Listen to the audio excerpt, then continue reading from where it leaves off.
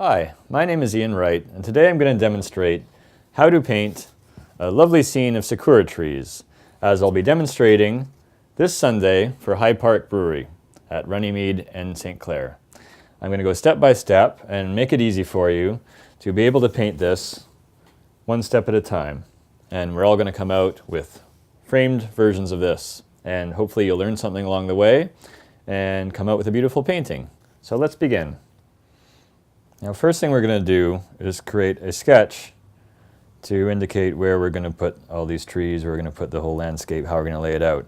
Now, we're going to start with the rule of thirds. So we're going to have our horizon line 1/3 up of from the bottom of the page here. So keeping it very light, that's where our horizon is going to be. And we want a bit of a windy path, so it's going to project like that. So keep it a little bit curved, just to make it more interesting. And we could make some little lines where we're going to put the trees. It's not necessary, just to know where we're going to fill it in with paint later. We don't have to flush it all out with full lines and detail, because we want to make sure that you can't see this pencil once we do the painting. And if we keep it light enough, it's not going to come through. So I'm going to start now with the main wash. I've got a mop brush here to start. So this will be the fun part, or the most fun part I should say, because it's all fun. I'm going to lay down a general wash of clear water right up to the horizon line here, because we're going to have the path, we're going to have some green grass underneath, so we want to make sure that doesn't get taken into our wash here. Now, we're going to take some magenta paint here, and this is going to be our cherry blossoms. And you just let it do its thing on the page. So here you can see the real advantage to watercolor. It just flows and you let it do its thing. Creates a lovely effect once it hits the wet page. So the idea is we want to have as little interference with the natural effect of the watercolor paint into the paper and the water. And that will make it look more natural once it's done. And so we leave that, let that do its thing there. And now we've got a bit of brown in the background. That's going to be our foliage in the back. So I'm going to take a bit of brown here. Burnt umber, I should say. And we're going to just fill that in here. Again, let the water take it and do what it needs to do. Make some little lines to indicate sticks and branches and foliage that hasn't yet bloomed. That's going to be our backdrop. Leave little bits of white in between just to vary it up. We don't want a solid backdrop.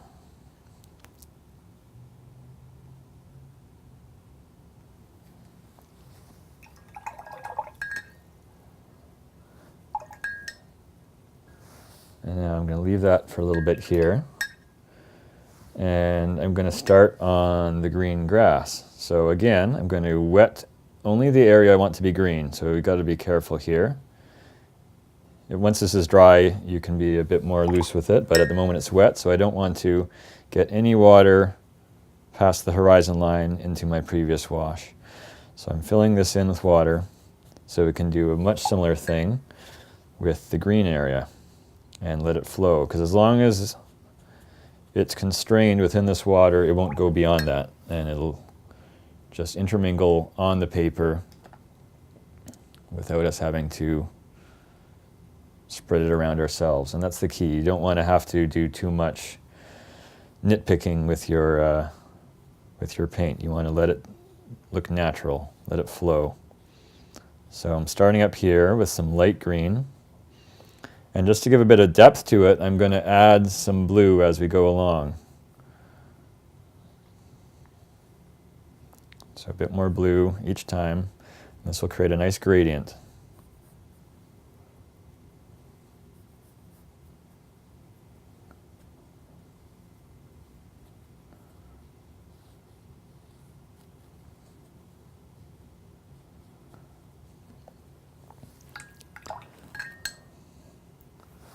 I'm going to let that, once again, let it do its own thing. Not try and micromanage it too much. And I'm going to do the same on the other side here. Fill this in with some water. Not too much water. You don't want to have it dripping. You just want to have it just moist, just so it glimmers off the page. If you have too much, you can always squeeze water out of your brush, and you can sop it up with your dry brush. But you want to have a little bit of water on it once we put the next bit of green on. So once again, we've got some light green to start. And as it goes down, I'm going to add some darker blue and create a gradient as we go.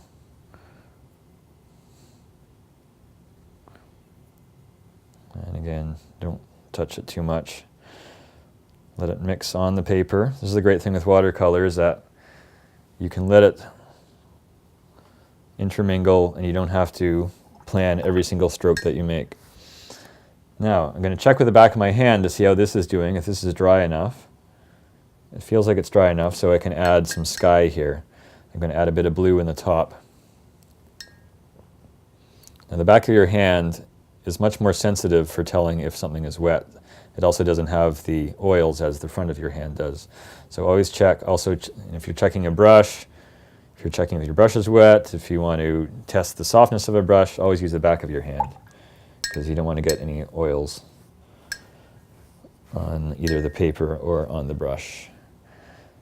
So now I'm going to take some cerulean blue here and just carefully go around the edges of the trees. So a bit of negative painting here.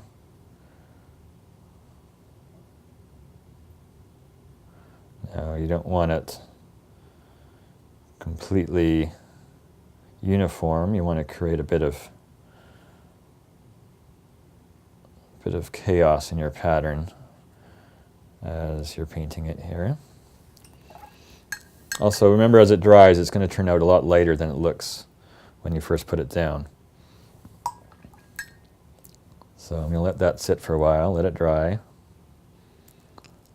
And next, we're just going to have to wait a bit until this is dry. This is about dry now.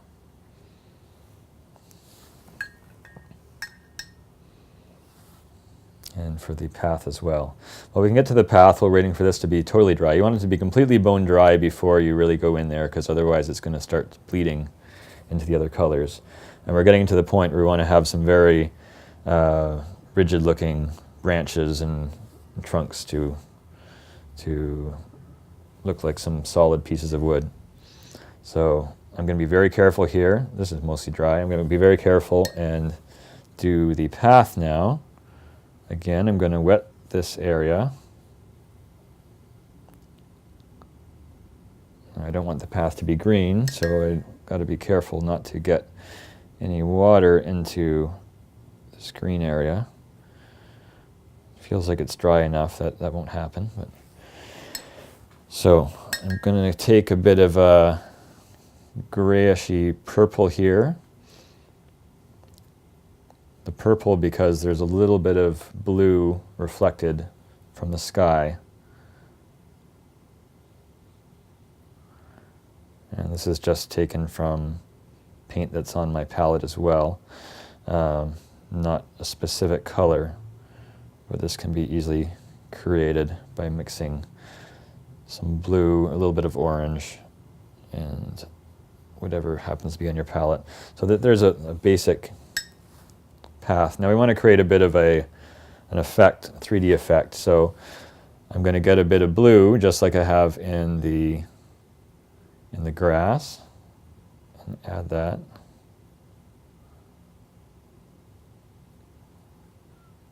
Just to give a bit of a 3D look.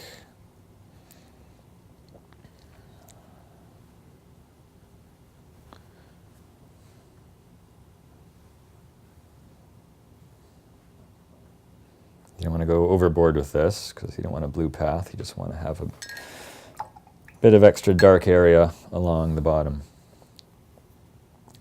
Now I'm going to see how this is doing. And it's almost dry.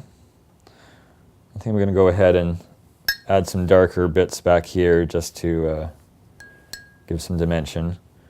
It's dry enough. It's going to bleed a little bit, but that's okay. I'm going to take some brown and put a bit of blue with it.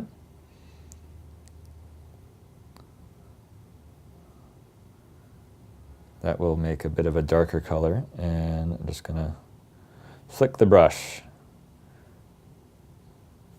And as I do that, it's going to create some little branch-like texture. And if I go over the line, just take your finger and flick it up, because it still has time before it dries.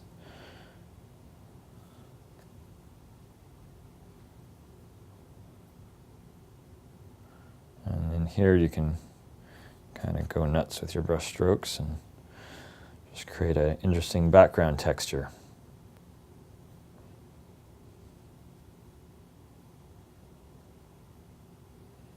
So I'm going to leave that.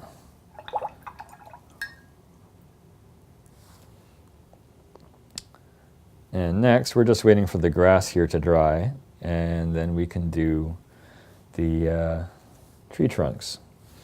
So we're getting close to the end here even. We're going to have the tree trunks, and then we're going to add a couple of extra lines around the path just to make it more defined. And then a few extra white highlights in case you want to add a bit of extra blossoms in the trees here. But the main area is done already. Now we're just getting to the finishing stages. So I'm just going to check again, see how this is drying.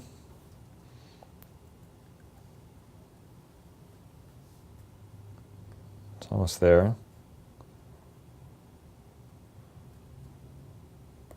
I think over here it's dry enough, so I'll start over here. And I'm going to get some Payne's gray here. It's always good to mix colors with colors that are already existing on your painting. Having individual colors that aren't included elsewhere can make them stand out if that's not what you want to have. That can sometimes cause an issue with reducing the harmony in your painting. So here we go with the first one, once you get it dark enough. I'm going to start here, and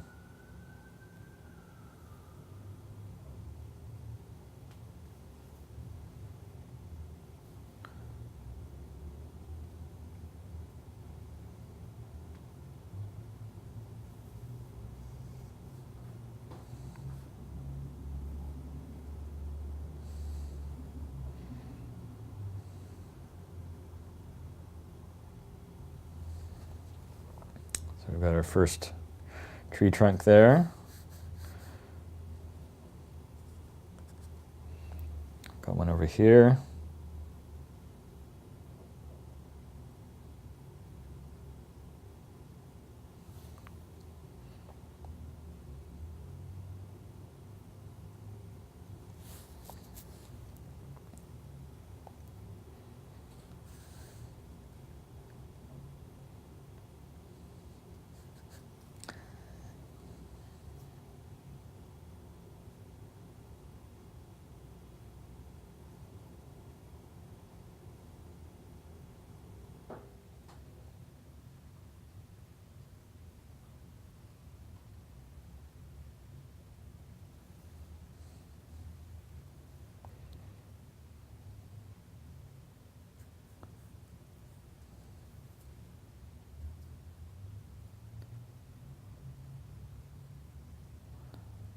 You don't want to draw every single branch, just give an impression of there being many branches there.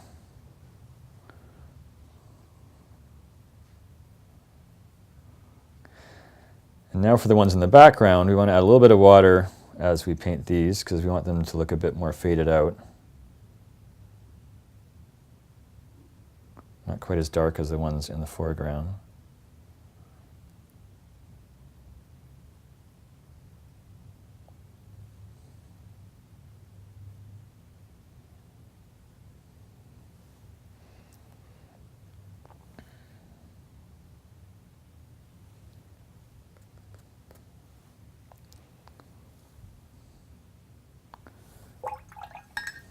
Okay, and now one of the last steps, I'm going to do a little bit of shadow.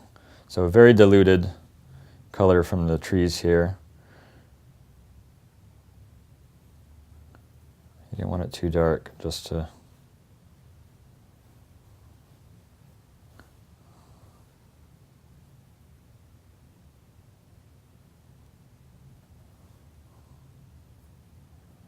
this is just kind of bonus. Again, give a bit more of a three-dimensional look. Try and mimic the branches on the ground here. And then once we got that, we can add another line here to define the path.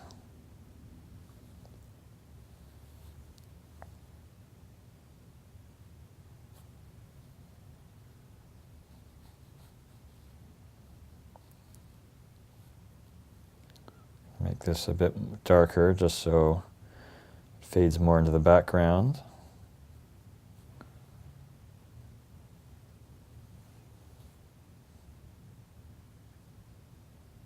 And also so that color of the trees is more across the painting and not limited just to the trees themselves.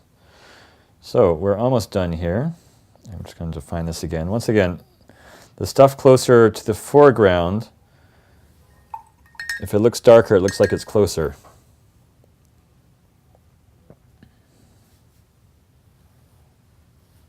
So I'm going to darken that a little bit more.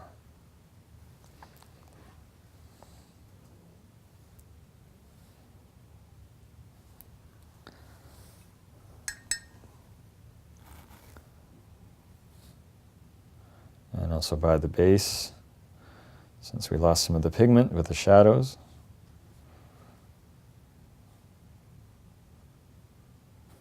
Make the trees look more grounded.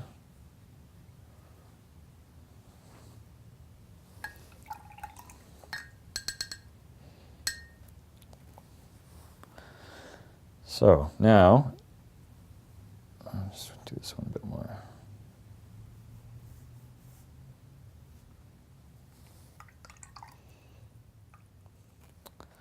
So now we can use the secret weapon.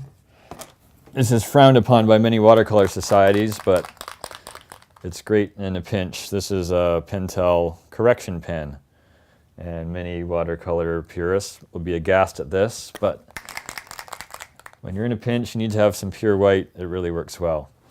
So we're going to go in and just add some extra little cherry blossoms. This will just give it an extra element of looseness to it. You know, the other way you can do this, you could do it ahead of time with liquid frisket, but that takes a lot of planning, and it's not quite as spontaneous, I find, as just doing it this way. This way you can add it where you want it, just sort of go a bit more freestyle with it, rather than planning ahead, and it's a bit monotonous, I find. It is a very nice look, though, when you have pure white paper, but for this demonstration, it's more about the outcome than really planning to have a perfectly executed painting.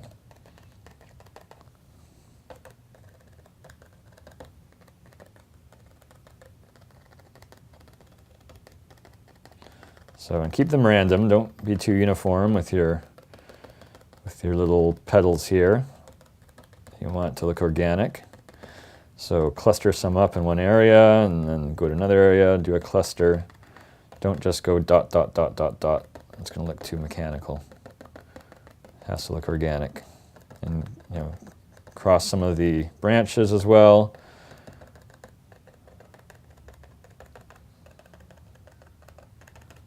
It's got to look loose and natural.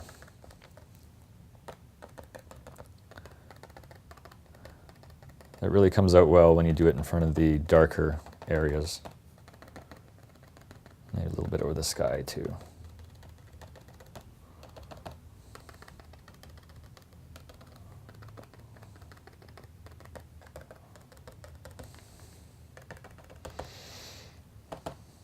Now, you could say, how do you know when you're done?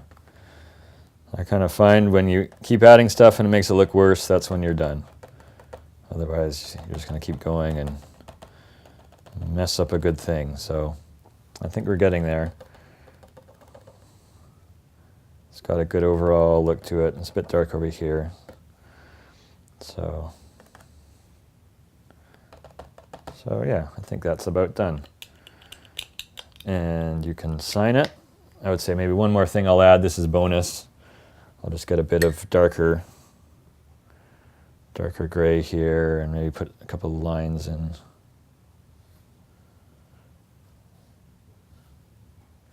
Using your finger is helpful too. Can make kind of a rough look to it.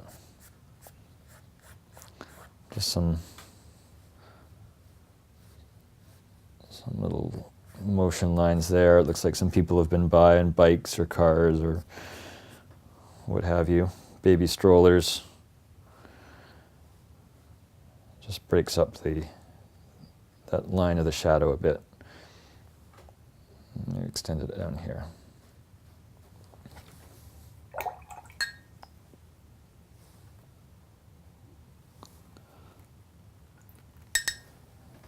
So once you're done that, you take a fine brush, double check, make sure it's dry. Get a nice color that will show up well on the page.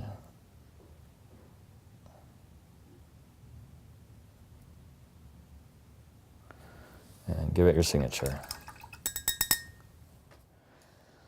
And there we go. Cherry blossom trees in High Park. Now when you're taking the tape off, make sure you pull sideways. You pull like this, sometimes you can rip the paper. On lower end papers, they're more prone to ripping. The higher end cotton papers, they're usually stronger and you don't have to worry as much. But it's still a good idea to pull sideways and just make sure there's no ripping. And you get a nice, crisp, clean white border. Gives it options for framing or just to have as is. Thanks for tuning in. I hope you enjoyed it, and I hope you came away with some more understanding about watercolor and with your very own beautiful High Park cherry blossom tree scene. Thanks for watching, and see you next time.